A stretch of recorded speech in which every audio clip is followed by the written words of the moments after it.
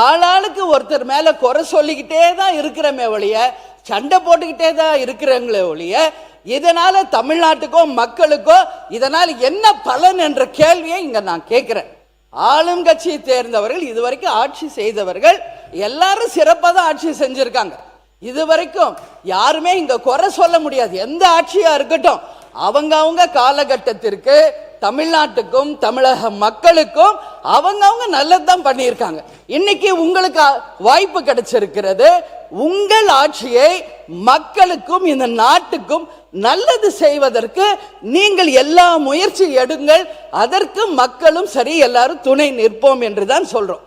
ஆனால் இங்க பொதுவா நாங்க இங்க பாருங்க, எல்லாருமே அவைத்தலைவர் அவர்களே, நைட் அண்ட் டே எக்ஸாமுக்கு கூட இப்படி யாரும் ப்ரிப்பேர் பண்ணியிருக்க மாட்டாங்க.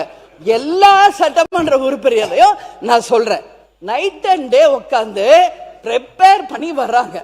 ஆனா இங்க வாய்ப்பே கிடைக்க மாட்டேங்கிறது. எப்ப பாரு சண்டை சண்டை சண்டை அப்படின்னா மக்களுக்கு இதனால என்ன பலன்? நானு இப்ப நீங்க சொன்னீங்க, ஒரு நிமிஷம், வாக்குவாதம் என்பது ஒரு அளவுக்கு இருந்தால் ரசிக்கலாம். கடந்த 2 நாட்களா இங்க நான் வரல, மக்களோட சந்திக்கிறேன். மக்கள் என்ன சொல்றாங்களோ அதை இங்க நான் குறிப்பிடணும். இதுவரைக்கும் சட்டமன்றம் நல்லா போயிட்டு இருந்துச்சு, நாங்களும் இன்ட்ரெஸ்டிங்கா டெய்லி பார்த்துக்கிட்டு இருந்தோம்.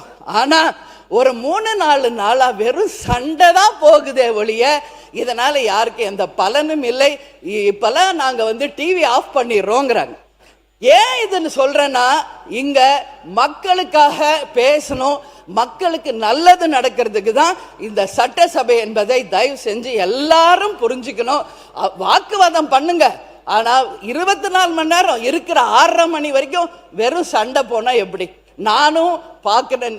முந்தானத்து 6 மணி கோரிக்கை, கடைசி வரைக்கும் 4 மணி வரைக்கும் 2 மானிய கோரிக்கை கூட நம்மளால பேச முடியல. அவை தலைவரே, இது ரொம்ப ரொம்ப மனசு கஷ்டமா இருக்கு. எல்லாருக்கும் நீங்க வாய்ப்பு கொடுங்க.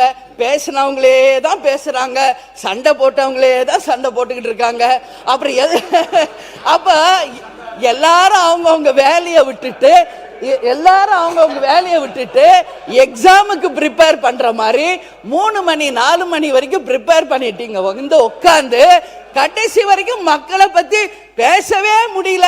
வேடிக்கை பார்த்துட்டு சண்டையை பார்த்துட்டு போறதுக்கு